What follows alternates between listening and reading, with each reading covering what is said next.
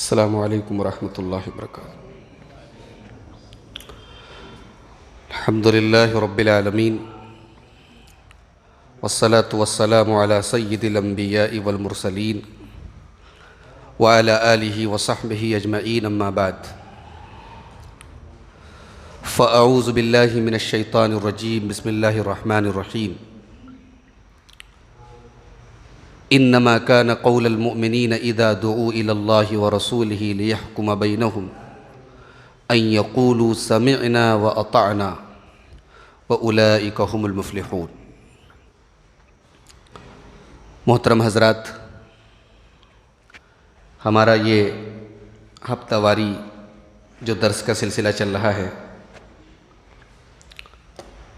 آج اس کی 13ویں کڑی آپ کے سامنے پیش کی جا رہی ہے۔ بہت سارے لوگوں کو ایسا لگتا ہے کہ ایک ہی موضوع پر اتنے لمبے درس کی کیا ضرورت ہے۔ بہت سارے لوگ اس قسم کے دروس میں دلچسپی نہیں لیتے، ان کو گرما گرم موضوع چاہیے، نیا موضوع چاہیے۔ اچھی بات ہے، نئے موضوعات پر بھی تقریر ہونی چاہیے، لیکن یہ جو ہمارا موضوع ہے لیس من منہج السلف، یہ سلف کا منہج نہیں ہے۔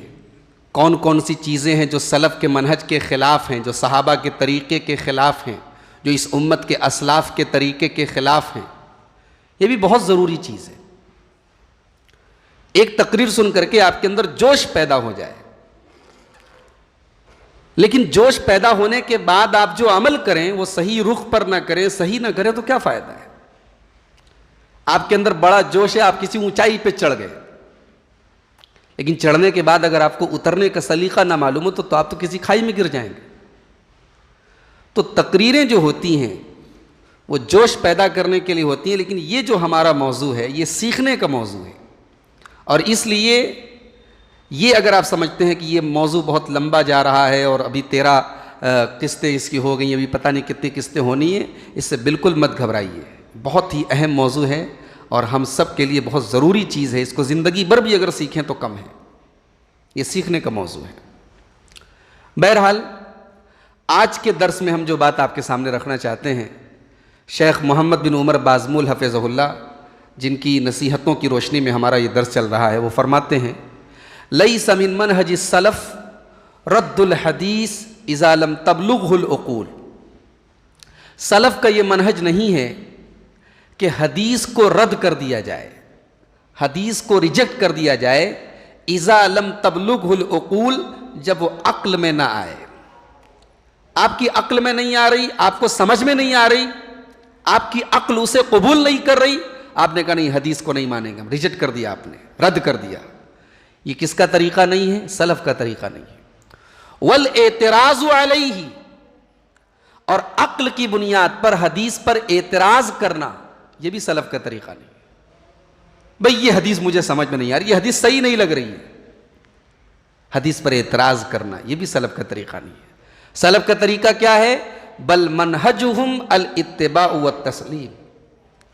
سلف کا منہج یہ ہے کہ اللہ کے رسول کی کوئی صحیح حدیث آ جائے، اس کی اتباع کی جائے، اس کی پیروی کی جائے، والتسلیم، اور اسے مان لیا جائے، اسے تسلیم کر لیا جائے، ایکسیپٹ کر لیا جائے۔ رسول اکرم کی حدیثیں 2 طرح کی ہوتی ہیں، ایک وہ حدیث ہے جس میں کسی بات کا حکم دیا گیا ہے، اور ایک وہ حدیث ہے جس میں کسی بات کی خبر دی گئی ہے۔ تو رسول کے حکم پر عمل کیا جائے اور رسول کی بات کو مان لیا جائے، یہ سلف کا طریقہ ہے۔ اور یہی اللہ تعالیٰ نے قرآن کریم میں ایمان والوں کی نشانی بیان کی۔ اللہ تعالیٰ نے فرمایا سورہ آل عمران کی آیت نمبر 7 میں، ربنا آمنا بہ کل من عند ربنا، ہم پورے قرآن اور حدیث پر ایمان لائے، ہم پورے دین پر ایمان لائے، قرآن اور حدیث میں جو کچھ بھی آیا وہ ہمارے رب کی طرف سے، ہم سب پر ایمان لائے۔ یہ ایک مومن کی نشانی ہونی چاہیے۔ یہ آج کی نصیحت ہے۔ تو آج کی ہمارے درس کا عنوان ہے عقل کی بنیاد پر صحیح حدیث کو رد کر دینا، ریجیکٹ کر دینا، یہ سلف کا منہج نہیں ہے۔ میں اس کے پہلے بھی آپ کے سامنے بڑی ڈیٹیل سے بتا چکا ہوں کہ ہمارے دین کی بنیاد عقل اور رائے پر نہیں ہے، دین کے اندر بہت ساری ایسی چیزیں ہیں جو ہم اپنی عقل کے اعتبار سے سوچیں گے تو ہماری عقل کام نہیں کرے گی، مگر وہ دین کے اندر ہے۔ حضرت علی رضی اللہ تعالیٰ عنہ کا بڑا مشہور قول میں نے بیان کیا تھا۔ حضرت علی کیا کہتے ہیں؟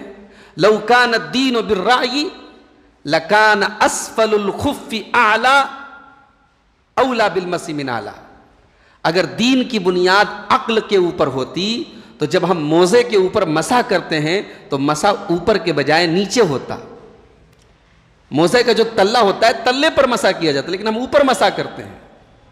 تو حضرت علی رضی اللہ تعالیٰ عنہ نے اس مسح کے ذریعے یہ استنباط کیا، یہ استدلال کیا کہ دین کی بنیاد عقل پر نہیں ہے۔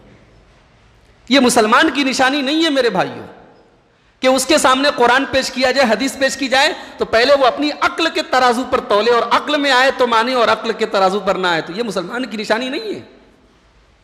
مسلمان کی نشانی کیا ہے؟ انما کان قول المؤمنین اذا دعوا الی اللہ ورسولہ لیحکم بینہم ان یقولوا سمعنا واطعنا۔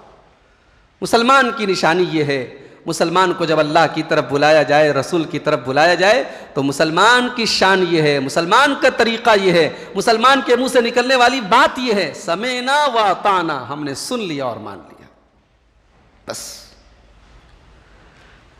اب اگر ہم عقل کی بنیاد پر حدیثوں کو ریجیکٹ کرتے ہیں تو سب سے بڑا سوال یہ ہے کہ ہم کس کی عقل کو جج بنائیں گے؟ ایک حدیث آپ کی عقل میں نہیں آتی۔ اب مثال کے طور پہ اللہ کے رسول صلی اللہ علیہ وسلم نے فرمایا کہ کھانے پینے کی چیز میں اگر مکھی گر جائے، اگر مکھی گر جائے تو اللہ کے رسول صلی اللہ علیہ وسلم نے فرمایا، بخاری کی صحیح حدیث ہے کہ مکھی اپنے ایک پر کے بل گرتی ہے، ایک پر کے بل گرتی ہے، اور اس کے ایک پر میں شفا ہوتی ہے، ایک پر میں بیماری ہوتی ہے۔ تو مکھی اگر کبھی تمہارے کھانے پینے کی چیزوں میں گر جائے تو اسے پوری طریقے سے ڈبا کے پھر نکال کے پھینک دو اور وہ چیز کھا لو۔ اب بظاہر عقلی اعتبار سے کوئی کہہ سکتا ہے کہ جناب یہ حدیث تو ہماری عقل اس کو قبول نہیں کرتی، مگر آپ کی عقل فیصلہ نہیں کرے گی، اس لیے کہ آپ کی عقل کچھ اور کہتی ہے، میری عقل کچھ اور کہتی ہے۔ دنیا بھر کے کروڑوں مسلمان ایسے جو اس حدیث کو صحیح مانتے ہیں، اس حدیث پر عمل کرتے ہیں، ان کی عقل اس کو قبول کرتی ہے۔ تو ہم عقل کی بنیاد پر قرآن اور حدیث کو جج نہیں کریں گے، یہ مسئلہ یاد رکھیں۔ بہت ساری باتیں ہیں، سائنس کی باتیں ہیں، دنیا کے فطرت کے قوانین کی باتیں جو ہماری سمجھ میں نہیں آتی۔ ہمارے بہت سارے بزرگ حضرات بیٹھے ہوئے ہیں، موبائل جب تک نہیں آیا تھا کیا آپ سمجھ سکتے تھے، سوچ سکتے تھے کہ ایک آدمی سعودی عرب میں بیٹھا ہوا ہے اور مجھ سے آمنے سامنے بات کر رہے ہیں؟ کوئی تار نہیں لگا ہے، کوئی وائر نہیں لگا ہے، وہ آدمی، اس کی تصویر ہمارے سامنے آ رہی ہے۔ انسان کی عقل تو حیران ہے کہ یہ کیسے ہو گیا کہ ایک آدمی ہم سے لاکھوں کلومیٹر کی دوری پر بیٹھا ہے اور ہم اس کو دیکھ رہے ہیں اور ہم سے بات کر رہا ہے۔ بظاہر ہماری عقل کے لیے بڑی عجیب چیز ہے، لیکن ہے، ہم مان رہے ہیں۔ سائنس کہتی ہے کہ دنیا گھوم رہی ہے، زمین گھوم رہی ہے۔ ہمیں تو نہیں لگتا زمین گھوم رہی ہے، تو بالکل سکون سے لگ رہے ہیں، لیکن سائنس کے اعتبار سے زمین گھوم رہی ہے، بہت تیزی سے گھوم رہی ہے۔ اب ہم کہتے ہیں نہیں صاحب یہ سائنس کا میٹر ہے، سائنسداں لوگ جانے، بات صحیح ہے لیکن ہماری عقل نہیں مانتی اس کو۔ ہم سائنس کی باتوں میں آ کے اپنی عقل کو مجبور کر دیتے ہیں جھکنے کے لیے۔ ہم دنیا کی بہت ساری باتوں پر اپنی عقل کو جھکا دیتے ہیں، ہم قرآن اور حدیث کے سامنے اپنی عقل کو نہیں جھکاتے۔ میرے بھائیوں، یہ مسئلہ یاد رکھیں، عقل کی بنیاد پر حدیثوں کو رد کرنا، صحیح حدیثوں کا انکار کرنا، یہ سلف کا طریقہ نہیں ہے، یہ صحابہ کا طریقہ نہیں ہے، یہ اس امت کے بہترین لوگوں کا طریقہ نہیں ہے۔ اور اگر عقل ہی کی بنیاد پر آپ فیصلہ کریں گے تو پھر قرآن بھی نہیں بچے گا۔ قرآن کی بہت ساری باتیں جو آپ کی عقل قبول نہیں کرے گی۔ قرآن کریم کہتا ہے کہ عیسیٰ علیہ السلام نے اللہ سے دعا کی اور آسمان سے دسترخوان آ گیا، دسترخوان پہ طرح طرح کی چیزیں رکھی ہوئی ہیں۔ عقل قبول کرتی ہے کیا کہ آسمان سے کوئی دسترخوان آ جائے؟ قرآن کریم کہتا ہے موسیٰ علیہ السلام حضرت خضر کے ساتھ جا رہے ہیں، ایک چھوٹا بچہ کھیل رہا تھا، حضرت خضر نے اس کی گردن پکڑ کے گھما دی، مر گیا وہ بچہ۔ کیوں مار دیا اس بچے کو؟ کہا کہ مستقبل میں، فیوچر میں یہ بچہ کافر ہوگا۔ عقل قبول کرتی ہے؟ نہیں کرتی ہے۔ قرآن کریم کہتا ہے سبحان الذی اسریٰ بعبدہ لیلا من المسجد الحرام، بڑی پاک ہے وہ ذات جو اپنے بندے کو مسجد حرام سے مسجد اقصیٰ تک رات میں ہی لے گئی، رات میں ہی واپس لے آئی۔ عقل تو نہیں تسلیم کرتی۔ قرآن کریم کہتا ہے موسیٰ علیہ السلام نے لاٹھی کو زمین پہ مارا، لاٹھی اژدہا بن گئی۔ عقل تسلیم کرتی ہے کیا کہ لاٹھی لکڑی وہ اژدہا بن جائے؟ قرآن کریم کہتا ہے موسیٰ علیہ السلام نے لاٹھی کو زمین پر مارا، پانی کا چشمہ نکل پڑا، پانی پر مارا، پانی 2 پھٹ ہو گیا، راستہ بن گیا۔ عقل کی بنیاد پر آپ قرآن کریم کو بھی اگر رکھیں گے تو نعوذ باللہ بہت ساری آیتوں کا آپ کو انکار کرنا پڑے گا۔ تو جب مسئلہ قرآن کا آتا ہے تو ہم کہتے ہیں نہیں صاحب، صدق اللہ، اللہ نے سچ کہا۔ وَمَنْ أَصْدَقُ مِنَ اللَّهِ قِيلًا، اللہ سے بڑھ کے سچا کون ہے؟ اللہ کا کلام ہے، اللہ کل شیء قدیر ہے، اللہ ہر چیز پر قادر ہے، یہ اللہ کا کلام ہے، مانتے ہیں۔ تو یہی جواب حدیث رسول کے بارے میں بھی ہے۔ رسول اکرم کی حدیث ہے، صحیح حدیث ہے، صحیح سند سے ثابت ہے، بخاری شریف میں ہے، مسلم شریف میں ہے، ہمارا ایمان ہے، ہمارے رسول نے سچ کہا۔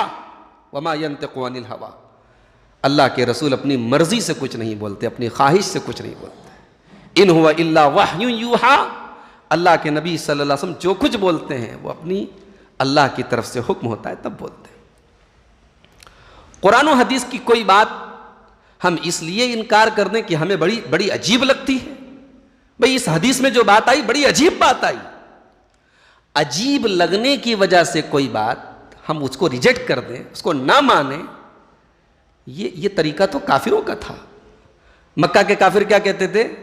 کہتے تھے وَعَجِبُوا أَن جَاءَهُم مُنذِرٌ مِّنْهُمْ وَقَالَ الْكَافِرُونَ هَذَا سَاحِرٌ كَذَّابٌ۔ اللہ تعالیٰ فرماتا ہے سورہ صاد کے اندر کہ مکہ کے کافروں کو بڑا تعجب ہوا کہ انہی میں سے رسول آ گیا، یعنی ان کی عقل اس کو نہیں مانتی کہ انسان رسول بن جائے، ہمارے بیچ میں سے رسول پیدا ہو جائے، ان کی عقل نہیں مانتی تھی، انہیں بڑا عجیب لگا۔ اور پھر اس کے بعد انہوں نے کہا کہ اجعل الآلہۃ الہا واحدا، یہ رسول کہہ رہے ہیں کہ سارے معبودوں کو چھوڑ دو اور ایک اللہ کی عبادت کرو، ان ھذا لشیء عجاب، یہ تو بڑی عجیب بات کر رہے ہیں۔ ہم لوگوں کو تو بارش مانگنی رہتی تو کسی اور سے مانگتے ہیں، دولت مانگنی ہوتی تو کسی اور سے مانگتے ہیں۔ ابھی آپ نے سنا ہوگا آج کل ایک پیپر پہ ایک بڑی خبر چل رہی ہے، ہمارے بنارس میں ایک یونیورسٹی ہے، بنارس ہندو یونیورسٹی BHU، وہاں ایک پروفیسر صاحب ہیں جن کی ابھی نئی تقرری ہوئی ہے، فیروز خان نام ہے ان کا، مدھیہ پردیش یا راجستھان کے غالباً رہنے والے، راجستھان کے شاید۔ تو ان کو سنسکرت ڈپارٹمنٹ میں رکھا گیا، تو یونیورسٹی کے اسٹوڈنٹ نے کہا کہ ہمارے ڈپارٹمنٹ میں کوئی مسلمان نہیں پڑھا سکتا، سنسکرت زبان یہ ہندو کوئی پڑھائے گا، مسلمان نہیں پڑھا سکتا۔ اب یہ الگ بات ہے کہ ان طلباء کا یہ کہنا یہ بالکل غلط اور جو ہے تعصب کی بنیاد پر ہے، ورنہ اسی بنارس ہندو یونیورسٹی میں جس ڈپارٹمنٹ میں تعلیم حاصل کر رہا ہوں، عربی شعبہ، ڈپارٹمنٹ آف عربک میں مولوی مہیش پرساد لاہور کالج میں پڑھاتے تھے، اور جب پنڈت مدن موہن مالویہ نے BHU کی بنیاد ڈالی اور وہاں عربی شعبہ قائم کیا گیا تو مولوی مہیش پرساد کو لاہور کالج سے بلا کر کے انہوں نے یہاں رکھا عربی شعبے میں عربی پڑھانے کے لیے۔ اور وہ مولوی ہم لوگوں کے جیسے مولوی نہیں تھے، اس زمانے میں ڈگری چلتی تھی مولوی، تو مولوی کی ڈگری ان کے پاس تھی، اور مہیش پرساد جی پڑھاتے تھے، قرآن کی آیتیں پڑھاتے تھے، حدیثیں پڑھاتے تھے، عربی کے شعر پڑھاتے تھے، عربی ڈپارٹمنٹ۔ تو یہ تعصب کی بنیاد پر ہے، میں ادھر نہیں جانا چاہتا۔ میں وہ جو فیروز خان صاحب ہیں جو مسلمان جن کو کہہ کر کے لوگ ان کو وہاں پڑھانے نہیں دے رہے ہیں، ان کے بارے میں پیپر میں نے ایک دن پڑھا کہ ان کے جو باپ ہیں وہ بہت بڑے گائک ہیں، وہ گاتے ہیں، وہ بھجن وغیرہ پڑھتے ہیں، بھجن گاتے ہیں، کرشن جی کی تعریف میں گاتے ہیں، اور گو بھکتی کرتے ہیں، گائے کی عبادت کرتے ہیں، نعوذ باللہ۔ ان کے گھر میں کرشن جی کی تصویریں رکھی ہیں، اور ان کی 2 بہنیں ہیں، ایک کا نام انیتا ہے، ایک کا نام لکشمی۔ ایک بہن ان کی دیوالی کے دن پیدا ہوئی تھی تو اس کا نام لکشمی رکھا گیا۔ اللہ استغفر اللہ۔ ایک سبق یہ ملا کہ اس طریقے کے جو نام کے مسلمان ہیں، جن کا صرف نام مسلمان ہے اور پورا عقیدہ اور کیریکٹر پورا مشرکانہ ہے، اس وقت ہندوستان کے متعصب اور فرقہ پرست لوگوں کو ایسے نام کے مسلمان بھی قبول نہیں ہیں. ایک سبق ملا. جو ہمارے بہت سارے مسلمان بھائی بڑے ماڈرن بنتے ہیں کہ چلو یار ہٹاؤ، مذہب میں بہت سخت مت بنو، اور دیوالی کی مٹھائی بھی کھاؤ اور ان کے مذہبی تہواروں میں بھی شریک کرو، وہ ٹیکا لگا دے تو ٹیکا بھی لگوا لو، یعنی بالکل لبرل بن جاؤ. اس ملک کا متعصب اور فرقہ پرست انسان ایسے مسلمان کو بھی قبول کرنے کو تیار نہیں ہے، صرف اس لیے کہ آپ کا نام مسلمان ہے. اللہ ہمارے ایسے بھائیوں کو صحیح سمجھ عطا فرمائے. تو اپنی لڑکی کا نام اس مسلمان نے لکشمی رکھا، جو دیوالی کے دن پیدا ہوئی تھی. فیروز خان کے باپ نے اپنی لڑکی کا نام لکشمی رکھا. ایک لڑکی کا نام لکشمی ہے، ایک لڑکی کا نام انیتا ہے. تو اب ہمارے ہندوستان میں جو ہمارے غیر مسلم بھائی ہیں، برادران وطن ہیں، اب ان کے یہاں آپ دیکھیں کہ سرسوتی کی عبادت ہوتی ہے، ان کو گیان کی دیوی، علم کی دیوی کہا جاتا ہے. لکشمی کی عبادت ہوتی ہے، لکشمی کو دولت کی دیوی کہا جاتا ہے. درگا کی عبادت ہوتی ہے، درگا کو طاقت کی دیوی کہا جاتا ہے. تو ایسے ہی مکہ کے جو مشرکین تھے ان کے یہاں بھی الگ الگ معبود تھے. جب اللہ کے نبی نے فرمایا کہ لا الہ الا اللہ پڑھو تو انہیں بڑا عجیب لگا. کیا رے، اتنے سارے ہمارے معبود تھے، ہم سب کو چھوڑ کے ایک کی عبادت کریں؟ یہ بہت عجیب بات ہے. تو عجیب بات ہونے کی بنا پر انہوں نے رسول کو رسول نہیں مانا اور اللہ کو اللہ، ایک اللہ نہیں مانا، ایک معبود نہیں مانا، توحید کا بھی انکار کر دیا، رسالت کا بھی انکار کر دیا. تو کوئی چیز عجیب لگ رہی ہے، ہمیں اس پر بڑا تعجب ہو رہا ہے، اس بنیاد پر اس چیز کو ریجیکٹ کر دیں، یہ مسلمان کا طریقہ نہیں ہے. یاد رکھیں یہ کافروں کا طریقہ ہے. سورہ قاف اٹھائیے، سورہ قاف. سورہ قاف میں اللہ فرماتا ہے بل عجبوا ان جاءهم منذر منهم فقال الكافرون هذا شيء عجيب أإذا متنا وكنا ترابا ذلك رجع بعيد. انہیں بڑا تعجب ہو رہا ہے کہ انہی میں سے ایک رسول آ گیا اور یہ کہتے ہیں کہ جب ہم مر جائیں گے اور مٹی میں مل جائیں گے تو پھر دوبارہ کیسے لوٹائے جائیں گے. ذالک رجع بعید، یہ تو بڑی دور کی بات لگ رہی ہے، بڑی عجیب بات لگ رہی ہے. تو عجیب لگنے کی وجہ سے مکہ کے کافروں نے اس کا بھی انکار کر دیا کہ ہم مر کر کے دوبارہ اٹھیں، یعنی آخرت کا انکار کر دیا. تو پتہ یہ چلا کہ یہ مسلمان کا طریقہ نہیں، یہ مومن کا طریقہ نہیں کہ ایک بات اگر حدیث میں آئی ہے بڑی ہمیں عجیب لگ رہی ہے، بڑی ہماری عقل اس کو قبول نہیں کر رہی ہے. اچھا ایک بات بتائیے، آپ کوئی بات اپنے گھر والوں کو بتاتے ہیں، اپنے باپ کو بتاتے ہیں، اپنی ماں کو بتاتے ہیں، اپنے بھائی کو بتاتے ہیں، اپنی بہنوں کو بتاتے ہیں، سب لوگ کہتا ہے کہ یہ بات ہمیں سمجھ میں نہیں آتی. تو کیا آپ کے گھر والوں کو یہ بات سمجھ میں نہ آنا کیا یہ اس بات کی دلیل ہے کہ وہ بات غلط ہے؟ بالکل نہیں. آپ کے گھر والے سمجھ نہیں پائے اس کا یہ قطعی مطلب نہیں کہ وہ بات صحیح نہیں ہے. بات اپنی جگہ صحیح ہے، یا تو آپ صحیح طریقے سے سمجھا نہیں پائے یا ان لوگوں کی سمجھ وہاں تک نہیں جا پائی، یہ وجہ ہے. تو شریعت کی کوئی بات آئے تو ہو سکتا ہے کہ ہماری سمجھ وہاں تک نہ پہنچ پائے. قرآن کی کوئی بات ہے، حدیث کی کوئی بات ہے، ہماری عقل وہاں تک نہیں پہنچ پا رہی ہے یا ہمیں اتنا اچھے طریقے سے سمجھایا نہیں گیا. اب میں ایک مثال دیتا ہوں. ایک صحابی تھے حضرت حذیفہ رضی اللہ تعالیٰ، انہوں نے ایک لڑکے کو پالا، جس کو ہمارے یہاں کہتے ہیں پالک بنایا، پال لیا، منہ بولا بیٹا بنا لیا. لڑکے کا نام تھا سالم. عرب کا دستور تھا، لوگ بیٹا ایسے ہی دوسرے کا بیٹا لے کے پال لیتے تھے. حضرت حذیفہ نے بیٹے کو پال لیا، لڑکا بڑا ہو گیا، جوان ہو گیا. اب قرآن کی آیت نازل ہو گئی سورہ احزاب کی کہ لڑکے کو پال لینے سے وہ لڑکا تمہارا نہیں ہو جاتا، وہ اپنے اوریجنل باپ کی ہی اولاد مانا جائے گا، تم اپنا نام بھی اس کو نہیں دے سکتے. اور لڑکا اگر جوان ہو گیا ہے تو اگرچہ جس عورت کے گھر میں وہ پلا ہے وہ رشتے کے اعتبار سے اس کی ماں تو نہیں ہے، احترام میں وہ اس کو ماں کہتا ہے، لیکن وہ اس کی ماں نہیں ہے. اس عورت کو پردہ کرنا پڑے گا اس سے. جن بھائیوں اور بہنوں کے ساتھ وہ رہتا تھا، جن کو اپنا بھائی سمجھتا تھا، وہ اس کے بھائی نہیں ہے، وہ اس کی بہن نہیں ہے، ان سے پردہ کرنا پڑے گا.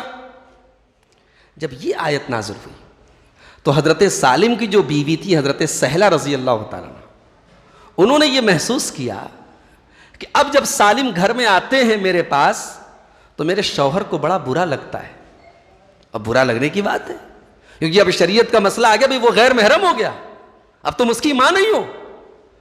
تو حضرت سہلہ رضی اللہ تعالیٰ عنہ اللہ کے رسول کے پاس آئے اور کہا کہ اللہ کے رسول ایسی ایسی پرابلم ہے اور میرے شوہر کو بڑا برا لگتا ہے، اب وہ زندگی بھر میرے گھر میں رہیں، اب میرے کمرے میں آتے ہیں تو ان کو بڑا برا لگتا ہے۔ تو اللہ کے رسول نے فرمایا کہ ایک کام کرو، ارضعیہ، تم انہیں اپنا دودھ پلا دو۔ ایک جوان آدمی کو اللہ کے رسول صلی اللہ علیہ وسلم عورت کو حکم دے رہے تم انہیں اپنا دودھ پلا دو۔ کہا کہ اللہ کے رسول میں انہیں اپنا دودھ پلا دوں؟ کہا کہ ہاں میں حکم دے رہا ہوں، یہ بخاری کی روایت ہے، میں حکم دے رہا ہوں انہیں دودھ پلا دوں۔ اب اس حدیث کے اوپر اعتراض کیا جاتا ہے کہ ارے بھائی تو بہت عجیب بات ہے، عقل میں نہ آنے والی بات ہے، ایک جوان آدمی کو کوئی عورت دودھ پلانے سے اس کی ماں بن جائے گی۔ لیکن مسئلہ یاد رکھیے، یہ جو اللہ کے رسول نے حکم دیا حضرت سہلہ کو کہ وہ سالم کو دودھ پلا کے اپنا رضائی بیٹا بنا لے، یہ حکم حضرت سالم کے لیے اور حضرت سہلہ کے لیے خاص تھا، یہ باقی امت کے لیے حکم نہیں ہے۔ کیوں؟ کیونکہ انہوں نے اس کو منہ بولا بیٹا آیت کے نازل ہونے کے پہلے بنا لیا تھا، اگر ان کو یہ مسئلہ تبھی پتا ہوتا تو بچپن میں دودھ پلا دیا ہوتا۔ تو شریعت کا مسئلہ یہ ہے کہ رضاعت جو ہوتی ہے، یعنی بچے کو دودھ پلانے سے عورت ماں کب بنے گی؟ جب بچہ 2 سال کے اندر ماں کا دودھ پیے گا۔ یہ مسئلہ یاد رکھیں، اس پر لگ بھگ امت کے سارے علماء کا اتفاق ہے۔ سارے علماء یہی کہتے ہیں کہ بڑے انسان کو، بالغ انسان کو دودھ پلانے سے وہ بیٹا نہیں بنے گا، رضائی بیٹا، اور وہ عورت رضائی ماں نہیں بنے گی۔ جہاں تک اس حدیث کی بات ہے، یہ ایک خاص میٹر تھا، ایک اسپیشل معاملہ تھا جو اللہ کے رسول نے حضرت سہلہ کو حکم دیا تھا کہ تم سالم کو دودھ پلا کر کے بیٹا بنا لو۔ اب ظاہر سی بات ہے کہ جو ہماری عقل میں جو کنفیوژن تھی وہ دور ہو گئی، اعتراض دور ہو گئی۔ رسول نے ایک خاص حکم دیا تھا، ایک خاص ماحول کے تحت، وہاں مجبوری تھی، وہی ایک طریقہ تھا اس لڑکے کو اپنا رضائی بیٹا بنانے کے لیے۔ آج کی ڈیٹ میں اگر کوئی عورت کسی بچے کو پالنا چاہتی ہے تو 2 صورت ہے، یا تو اس عورت کا کوئی بچہ ہے نہیں، بے اولاد ہے وہ، اگر بے اولاد ہے تو ٹھیک ہے وہ بچے کو پالے، بچے کی پرورش کرے، بچہ جوان ہوگا تو محرم اور غیر محرم کا فرق کرنا پڑے گا۔ اور دوسری صورت یہ ہے کہ بھئی اس کے اور بھی بچے ہیں، وہ دودھ ان کو پلاتی ہے، اس پیریڈ میں اس نے کوئی اور بچہ گود لے لیا، اس کو اپنا دودھ پلا دے، رضائی بیٹا بنا لے، اب کوئی مسئلہ نہیں ہے، اب وہ اس کی رضائی ماں ہے، اس کے جتنے بچے ہیں وہ رضائی بھائی بہن ہیں۔ تو یہ اسی لیے آپ دیکھیے کہ مسلمانوں میں گود لینے کا کام یا بچے کو پالنے کا کام کم ہوتا ہے، کیونکہ یہ بہت ٹیڑھا مسئلہ ہے، کریٹیکل مسئلہ ہے۔ بچہ جوان ہوگا نہ تو آپ کا وارث بنے گا، وہ آپ نے زندگی بھر پالا ہے، وہ آپ کو ابا کہتا، آپ اس کو بیٹوا بولتے ہیں، مگر وہ آپ کا وارث نہیں بنے گا، اور نہ ہی آپ کی بیوی اس بچے کے جوان ہونے کے بعد اس کی ماں مانی جائے گی۔ بچہ جوان ہو جائے گا، آپ کی بیوی سے پردہ، آپ کو بیوی کو پردہ کرنا پڑے گا اس سے۔ تو بہت ساری باتیں ہیں حدیث کی، قرآن کی، جو ہماری عقل میں نہیں آتی، لیکن یا تو ہماری عقل وہاں تک جا نہیں پاتی یا ہمیں صحیح طریقے سے سمجھایا نہیں گیا ہے۔ تو یا تو ہم سمجھنے کی کوشش کریں، اور اگر ہم سمجھ نہیں پا رہے تو بس وہی جواب دیں جو قرآن نے ہمیں سکھایا، سمعنا وأطعنا، ہم نے سن لیا اور مان لیا، بس یہ ایک مسلمان کا طریقہ ہونا چاہیے۔ حضرت حسین بن فضل رحمۃ اللہ علیہ بہت بڑے تابعی ہیں اور امام ہیں، ان سے پوچھا گیا کہ کیا قرآن مجید میں ایسی کوئی آیت ہے جس میں یہ سبق دیا گیا ہو، جو عرب کی ایک بڑی مشہور کہاوت ہے، عربی کے اندر ایک بڑی کہاوت ہے، مشہور کہاوت ہے، من جہل شیئا عادہ، جو آدمی جس چیز سے ناواقف ہوتا ہے اس کا دشمن ہوتا ہے۔ بھئی دیکھیے، کبھی کبھی آپ کسی چیز کو غلط سمجھتے ہیں اس لیے کہ آپ کو اس چیز کا صحیح علم نہیں ہوتا، تو علم نہ ہونے کی وجہ سے کبھی کبھی آدمی کسی کا مخالف ہوتا ہے۔ ہمارے بارے میں بہت ساری غلط فہمیاں پھیلی ہوئی ہیں سماج میں، یہ لوگ نبی کو نہیں مانتے، یہ لوگ صحابہ کو نہیں مانتے، یہ لوگ اماموں کو نہیں مانتے، بڑی جہالت ہے عوام میں۔ اب اس کی وجہ یہ ہے کہ کتنے لوگوں کے سامنے اہل حدیث کا نام لے لو تو ان کے ماتھے پر پسینہ آ جاتا ہے، یہ کس کا نام لے لیا آپ نے؟ وہ صحیح سے مسلمان نہیں سمجھتے۔ میں ایسی جگہوں پر بھی تقریر کرنے گیا ہوں جہاں صرف یہ سن کر کے اہل حدیث کا پروگرام ہو رہا ہے، لوگ لاٹھی ڈنڈا لے کے چلے آئے، ارے ہمارے محلے میں پروگرام نہیں ہو سکتا۔ کیوں بھائی؟ رسول کی حدیثیں پڑھی جا رہی ہیں، قرآن کی آیتیں پڑھی جا رہی ہیں، من جہل شیئا، یہ عربی کی کہاوت، اس کو یاد رکھیں، جو جس چیز سے ناواقف ہوتا ہے، جاہل ہوتا ہے، اس کے بارے میں معلوم نہیں ہے، اس کا دشمن ہو جاتا ہے۔ بچہ ہے، بچے کے سامنے دوا رکھی ہوئی ہے اور بچے کے سامنے زہر بھی رکھا ہوا ہے، ایک شیشے میں دوا ہے، ایک شیشے میں زہر ہے۔ بچہ ہے، اس کو نہیں معلوم کہ اس میں دوا ہے، اس میں زہر ہے، وہ دونوں کا ڈھکن کھول کے پی جائے گا۔ وہ اس کو اس سے کوئی فرق نہیں پڑتا کہ دوا کھانے سے اس کو کیا ری ایکشن ہوگا یا کیا فائدہ ہوگا اور زہر کھانے سے کیا نقصان ہوگا۔ بچہ ناواقف ہے۔ من جہل شیئا عاداہ، جو جس چیز سے ناواقف ہوتا ہے اس کا دشمن ہوتا ہے، اس کا مخالف ہوتا ہے، یہ عربی کی کہاوت ہے۔ تو امام حسین بن فضل سے پوچھا گیا کہ کیا قرآن کی کوئی ایسی آیت ہے جس میں یہ بات بتائی گئی ہو؟ تو انہوں نے کہا کہ ہاں، قرآن میں 2 آیتیں ایسی ہیں۔ پہلی آیت سورہ یونس کی آیت نمبر 39 ہے، اللہ فرماتا ہے بل کذبوا بما لم یحیطوا بعلمہ، بل کذبوا بما لم یحیطوا بعلمہ، ان کافروں نے جھٹلا دیا ان چیزوں کو جو ان کو سمجھ میں نہیں آئی، جن کا انہوں نے احاطہ نہیں کیا، جو ان کی معلومات میں نہیں تھی، جن کو وہ سمجھ نہیں پائے، اس کا انکار کر دیا۔ تو یہ کافروں کا طریقہ تھا۔ یہ اللہ تعالیٰ نے فرمایا سورہ یونس کی آیت نمبر 39 میں، اور سورہ احقاف کی آیت نمبر 11 میں اللہ نے فرمایا وَإِذْ لَمْ يَهْتَدُوا بِهِ فَسَيَقُولُونَ هَذَا إِفْكٌ قَدِيمٌ، جب کوئی چیز ان کو سمجھ میں نہیں آئی، ان کو صحیح راستے پر نہیں لے کے جا پائی، تو کہنے لگے تو جھوٹ ہے، یہ جھوٹ ہے، غلط بات ہے یہ۔ تو ہمیں سمجھ میں نہ آنا یہ اس بات کی دلیل نہیں ہے کہ وہ چیز غلط ہے، یہ بات یاد رکھیں۔ آپ جانتے ہیں کہ اللہ کے رسول صلی اللہ علیہ وسلم جب معراج کے سفر پہ گئے تو آپ جب سفر سے واپس آئے تو حضرت ابوبکر صدیق رضی اللہ تعالیٰ عنہ کے پاس لوگ آئے اور کہا کہ آپ کے ساتھی آج ایسی بات کر رہے ہیں کہ آپ بھی سن کر کے حیران ہو جائیں گے۔ کہا کیا کہہ رہے ہیں؟ کہا کہہ رہے ہیں کہ رات میں وہ بیت المقدس گئے اور واپس بھی چلے آئے رات ہی میں۔ کہا کہ کیا میرے نبی نے کہا ہے؟ کہا کہ ہاں کہا ہے۔ کہا کہ تو میں مانتا ہوں، میں اقرار کرتا ہوں، میں تصدیق کرتا ہوں۔ کہا ارے اے ابو بکر تم ہوش میں تو ہو؟ ارے بھائی سمجھدار انسان ہو، تم کیسی بات کر رہے ہو؟ کیا یہ ممکن ہے کہ آدمی ایک ہی رات میں مکہ سے بیت المقدس جائے اور واپس چلا آئے؟ تو حضرت ابو بکر نے کیا جواب دیا؟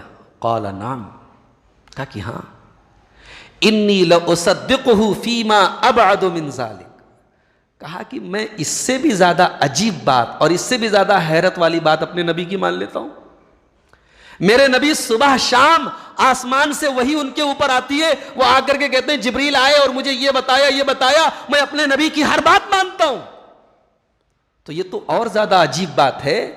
تو جب میں اپنے نبی کی صبح شام آسمان سے ان کے اوپر آنے والی وحی کو مانتا ہوں تو پھر یہ ماننے میں مجھے کون سا اعتراض ہے؟ میرے نبی نے اگر کہا ہے تو بالکل سچا کہا ہے۔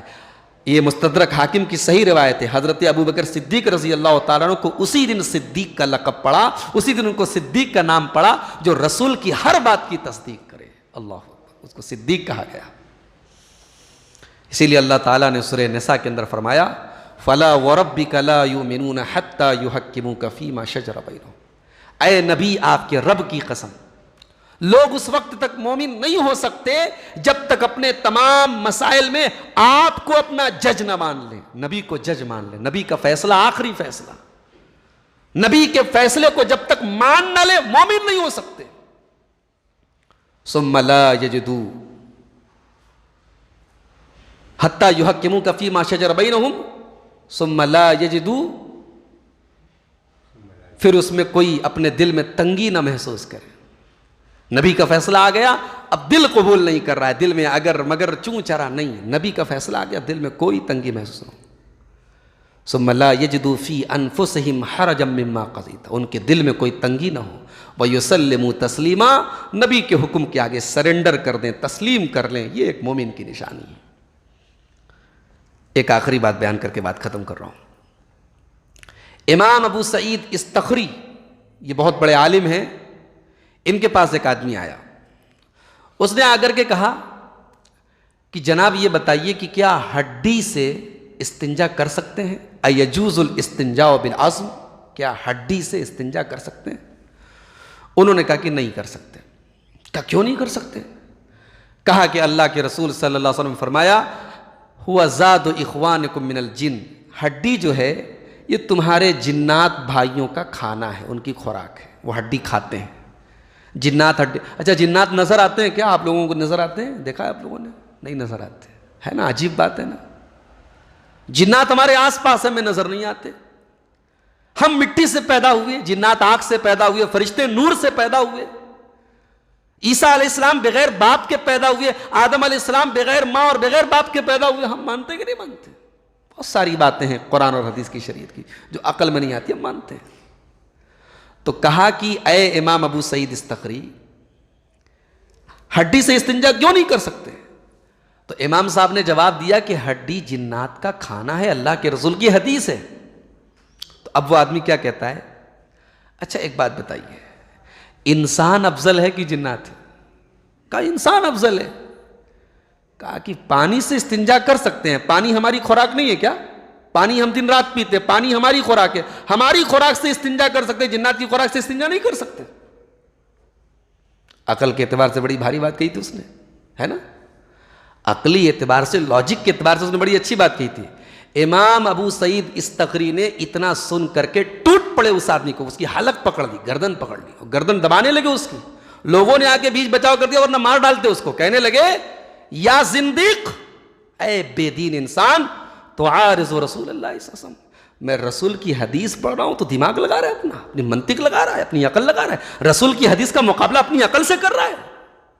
یہ ہمارے سلف کا طریقہ تھا، یہ ہمارے ائمہ کا طریقہ تھا، یہ صحابہ کا طریقہ تھا کہ رسول کی حدیث کے آنے کے بعد جو اپنی عقل سے، عقل کی بنیاد پر رسول کی حدیثوں کا انکار کرے، اس کی گردن ٹیپنے کے لیے تیار رہتے تھے.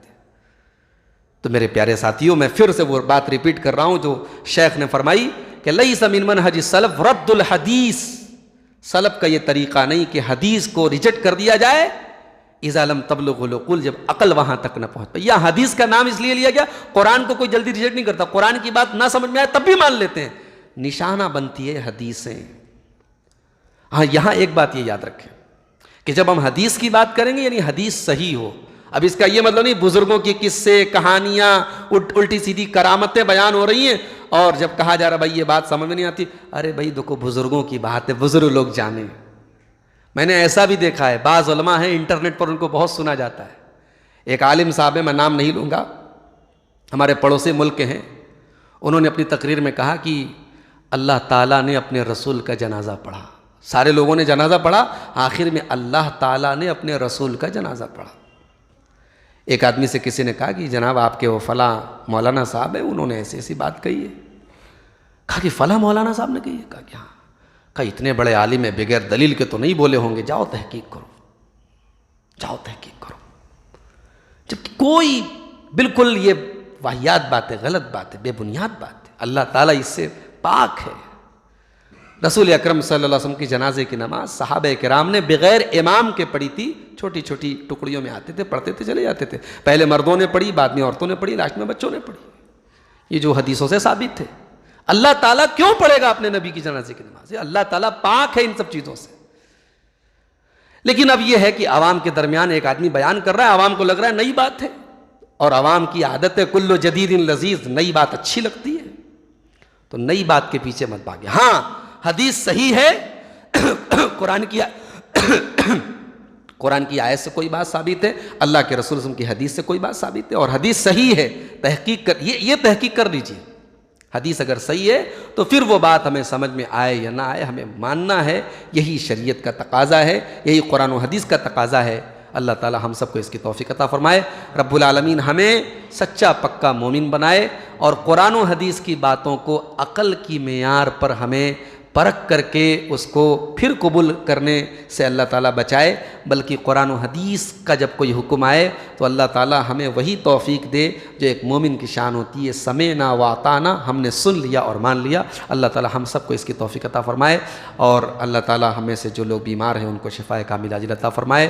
جو لوگ روزی روٹی سے پریشان ہیں اللہ ان کی روزی روٹی میں برکت نصیب فرمائے. اللہ ہم سب کے جمع ہونے کو قبول فرمائے. آمین. وآخر دعوانا ان الحمد للہ.